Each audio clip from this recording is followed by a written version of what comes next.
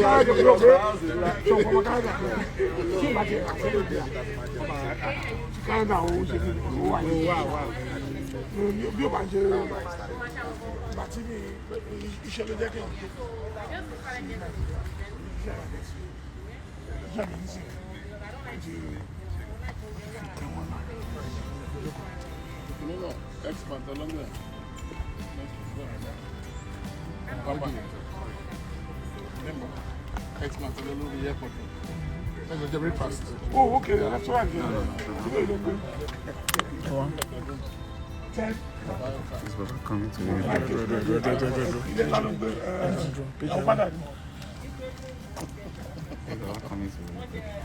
So you want phone? I didn't see. Camera and video was even a answer question. Left Bavania.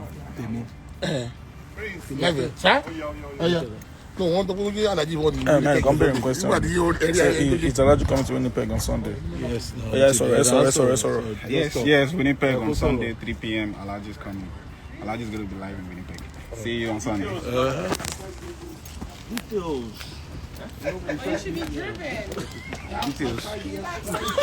Transcorner Country Club, 3 p.m. Red carpet start. Program start 4 p.m. You can go to Trending, then you get your ticket everywhere. That's it.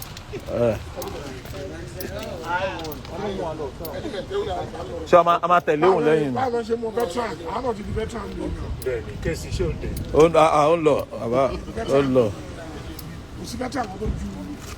You sure? 25. No, by now, God, that we should need things. Listen, we are going every 5 years. Listen, want to reduce the license. We're not to be senior citizen. So, what you want to reduce the number of years? I test. What's supposed to be 5 years. 5 years.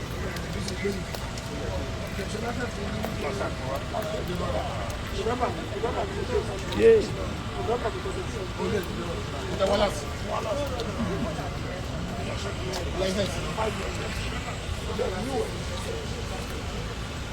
Canada, Italawa. Hello, Italawa. Babawa and BK1 is here. Italawa. Everybody.